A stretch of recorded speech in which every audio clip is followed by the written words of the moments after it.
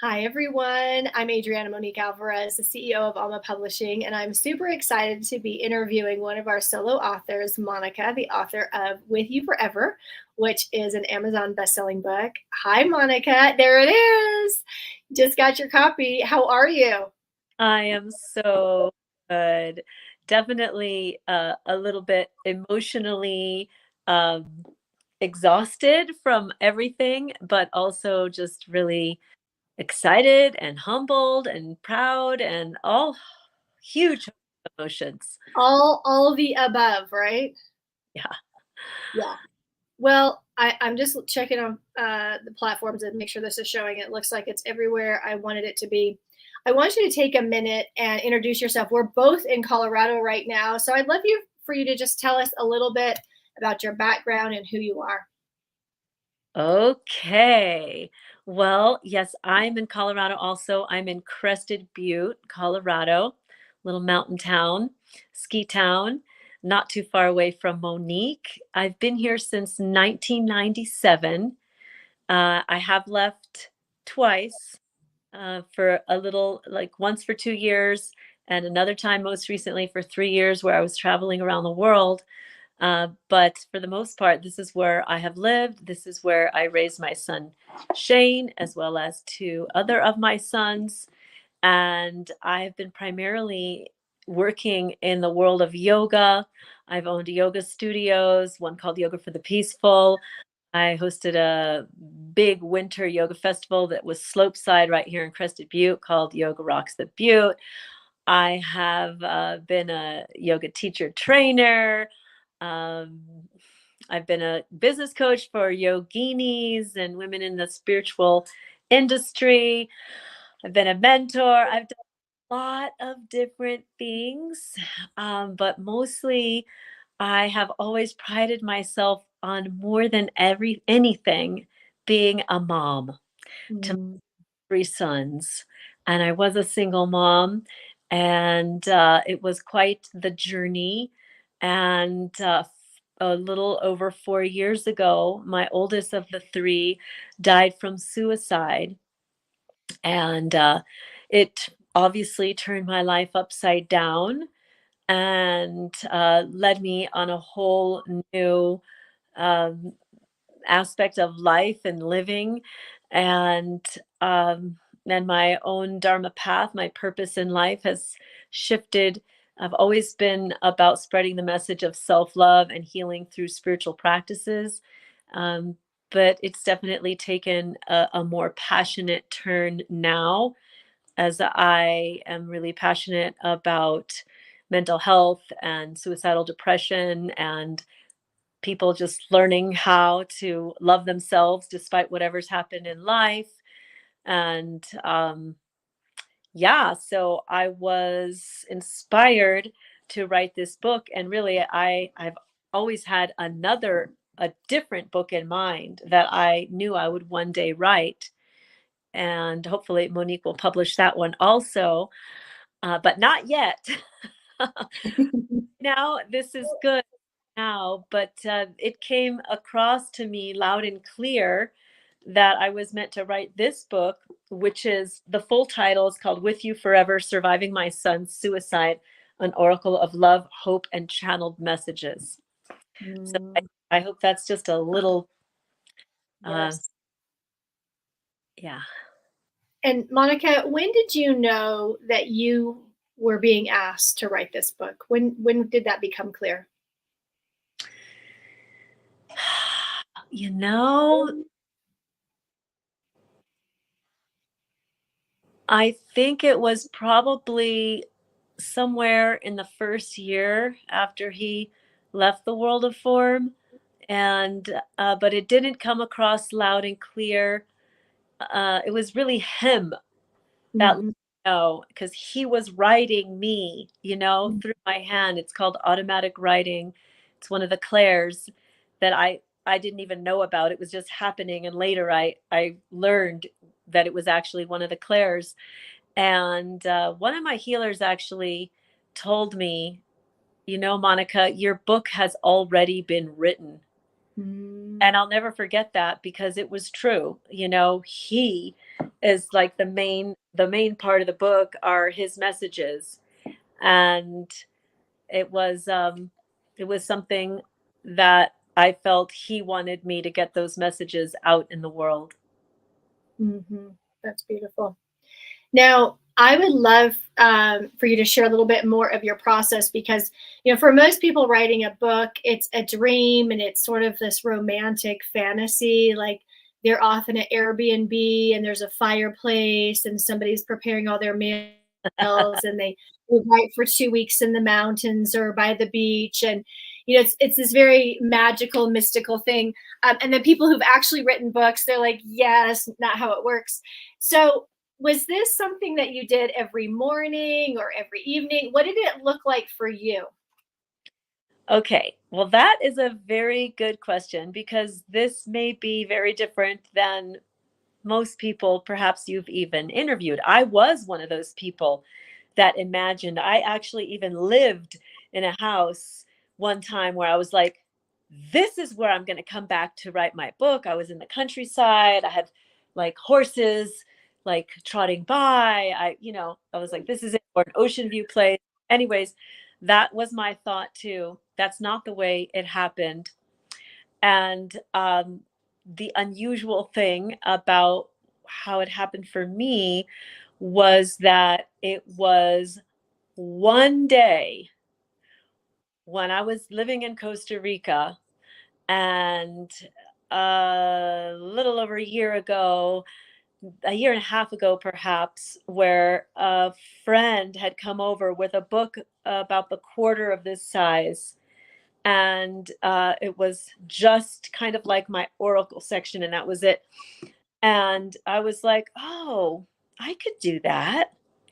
And it was very simple, very small. It was just like phrases on each page. I was like, oh, I think I could do that. And it planted the seed. And then for me, like in my meditation and prayer and in those lucid states and all that, as like the cosmic person that I am, one day I woke up and I was like, this is it. This is the day. I'm going to compile all those messages from like 7 journals that my son had written to me. And I'm going to sit down on my deck in my bikini outside and just compile them all. So I got a notebook because I like to write, I don't like to type. And I just sat down in one day and compiled all the messages from Shane in a separate journal. Like, I just didn't stop. And then as I had this new journal of all this compilations, I was like, okay, now what? Because I don't like to type. I don't like computers. It's not my favorite. It's not my zone of genius, I like to say.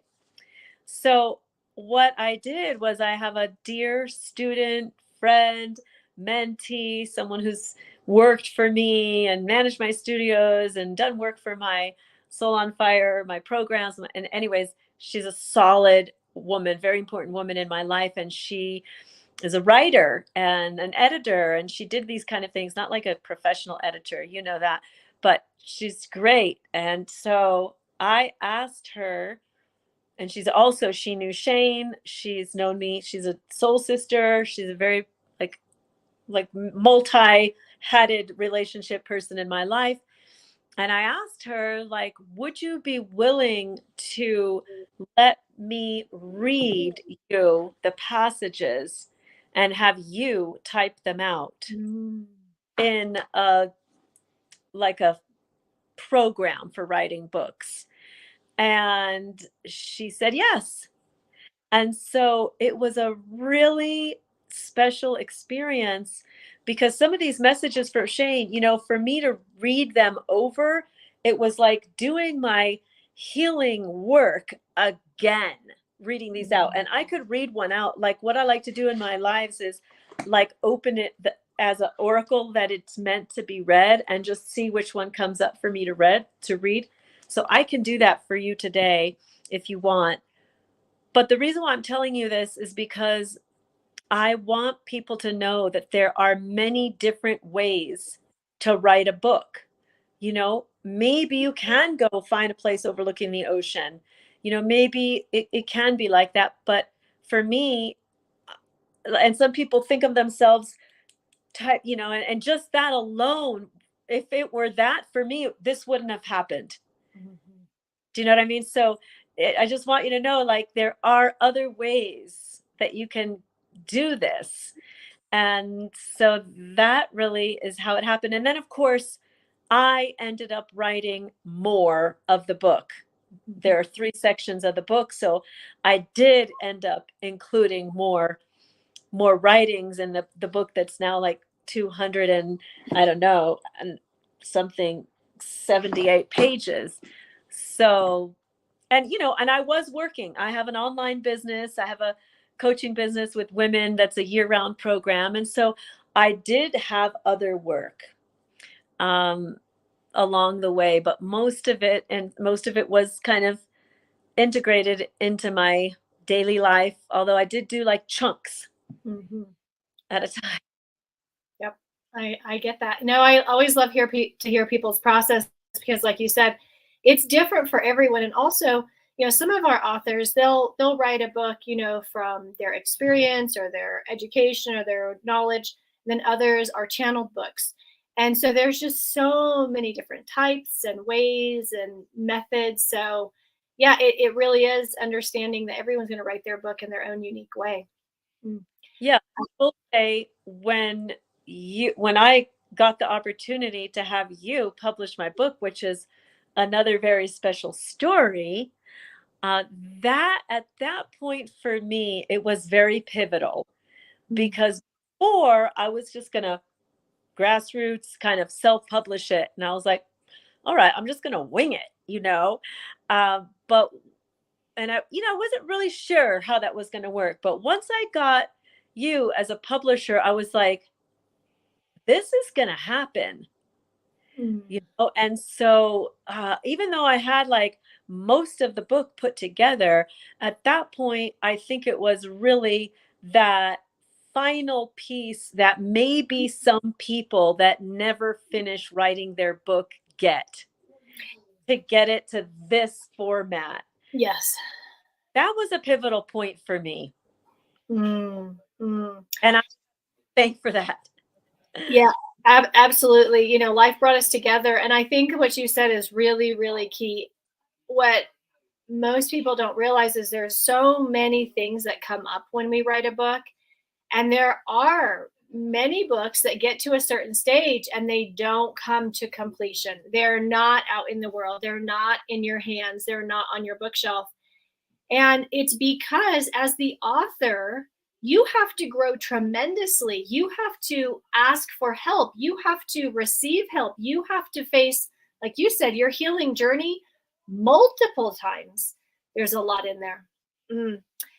Now, what would you say, once you knew, okay, this is happening, the train has left the station, what would you say was some of the biggest fears that you faced going from, like, okay, it's written now, but now it's coming out into the world, like now it's real and other people are going to see it?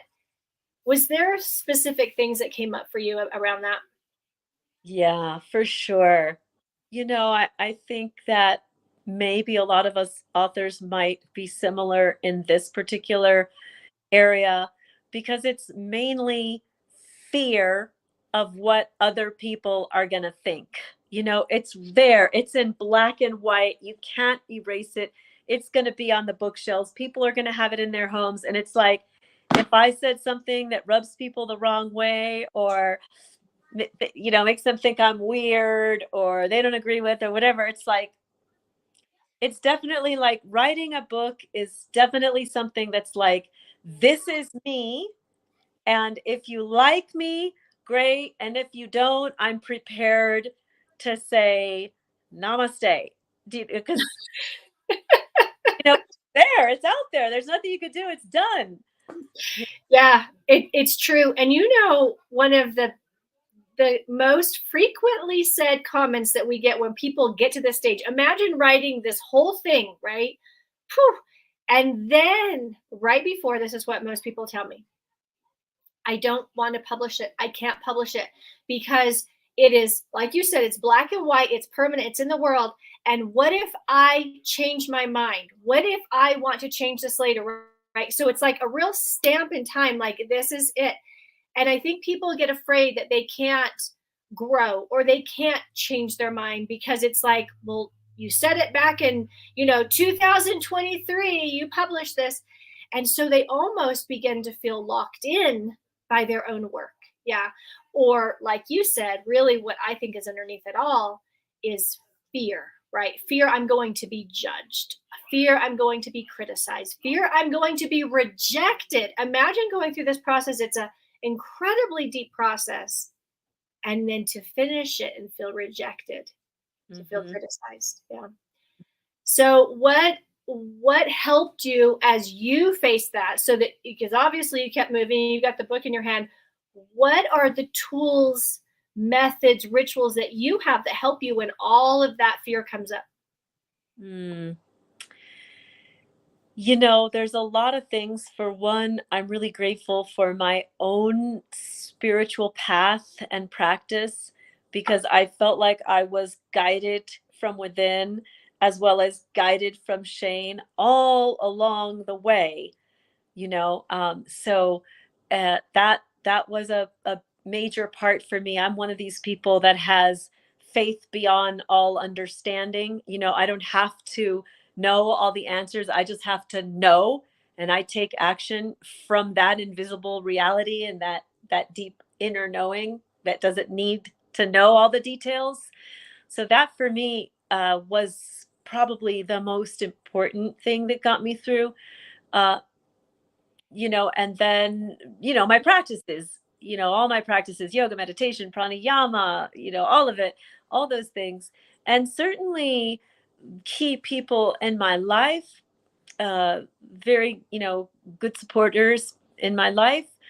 And then again, like honestly, I have to say it was really important for me to have my publisher, like my publisher said this and my publisher said that, and my publisher called me and left me a passionate message when I left her a message in tears going, I mean, when you have somebody in their area of expertise telling you you can do this, and giving you solid tips, it really makes a difference. I've never known a publisher in my life. And so, Mm. the fact is too that you're a publisher and a coach. Like that's the Mm. difference that I realized about Monique. And it's like, okay, okay. I'm like scribbling down notes and listening to it over and over again. But it's like you're getting a coaching. I mean, I used to be a coach myself. I still do some coaching, but that to me was a key element because you have a lot of passion. Mm. Yeah, That courage and a lot of that power. is true. We share. Well, and we share that, and Monica, the thing that we knew when we met was this: is that both of us around the same time said goodbye to a child in this form, yeah, in this life. And I knew writing a book like this was going to touch that mother's heart in a way that a lot of people couldn't understand and couldn't support. Yeah. Because having gone through it myself, I know most people just have no idea what to do with it. They just don't want to go in those waters, right? Those depths do not suit them. And so that was our soul connection as well, is that we knew that we have already swam in waters that most will not. And we both knew that this book was being asked to come through. And we knew that we were going to do it together. That was our commitment to Shane and to the words and to what they were going to do in the world. And so and this is what I want most people to realize: this is not a romantic fantasy. When you commit to the type of thing that you said, Monica, when you say yes to a life of absolute faith and trust, and you are doing what you're being asked to do, there are times it is the ugliest, messiest, ugly crying, snot on the floor type of surrender. Absolutely. And that's what you walk through every single day to completion. And for that, I honor you.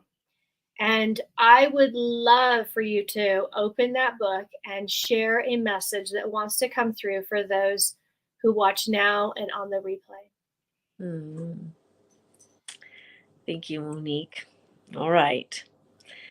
Let's see what wants to come through. And this oracle section of the book is, I think, the most sacred part because although he gave these messages to me, he guided me, I was instructed that they may also be messages for someone else.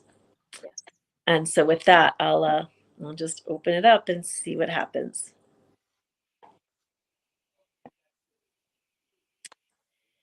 Okay, there's 2 pages. I'm going to read both because I think they're both important. The first one, be powerful. It's time for you to be your most powerful self. Do it for me, for God, for you. You have your team. Be powerful in all you think, do, and say.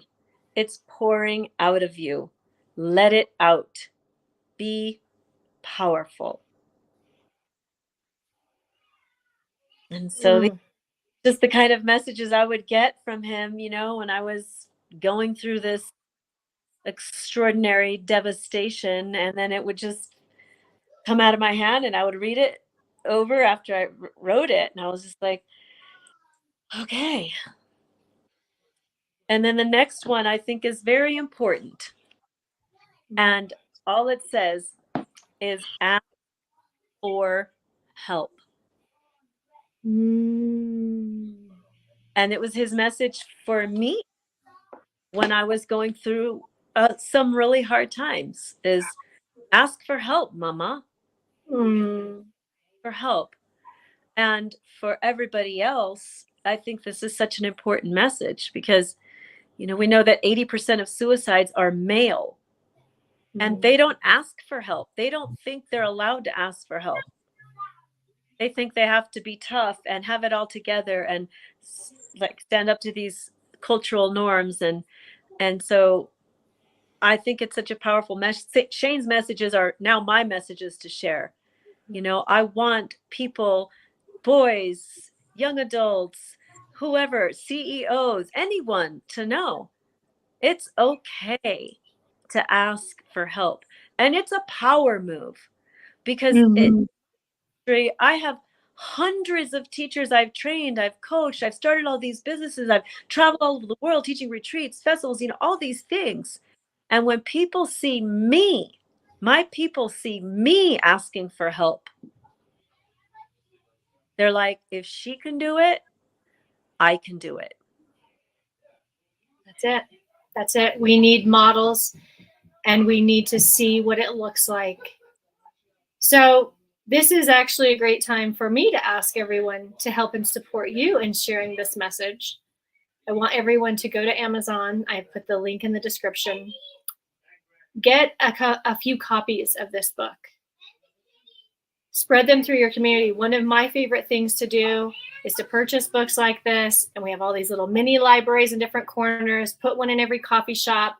If you have friends that have an Airbnb, pop them in their Airbnb. The thing is that we never know who needs what. But I'll tell you, when we take an action like this, it will be there. It will land in the right place at the right time for the right eyes and be received by the heart that needs it most. So I invite you, go pick up a few copies of Monica's book and spread this, because no matter what, these are messages that everyone could use right now. We all need encouragement. We are going through tremendous changes and shifts. We're all being rebirthed in so many ways. And just as that final message says, ask for help. Thank so much is available. Monica, thank you so much for going on this journey, for asking for help. That's how we were introduced. and for honoring your son, his life, and the words that he brought to you. Thank you for sharing them with us. Thank you so much. And thank you so much for believing in my heart project. And talk about blind faith. You had no idea. Well, we just walk it out together, right? And faith is, my dad would always remind me, right? Faith, it's not about what we can see and taste and touch, right? That we don't have evidence, we don't get the physical, that we know it and we feel our way through. And that's how we can live right now.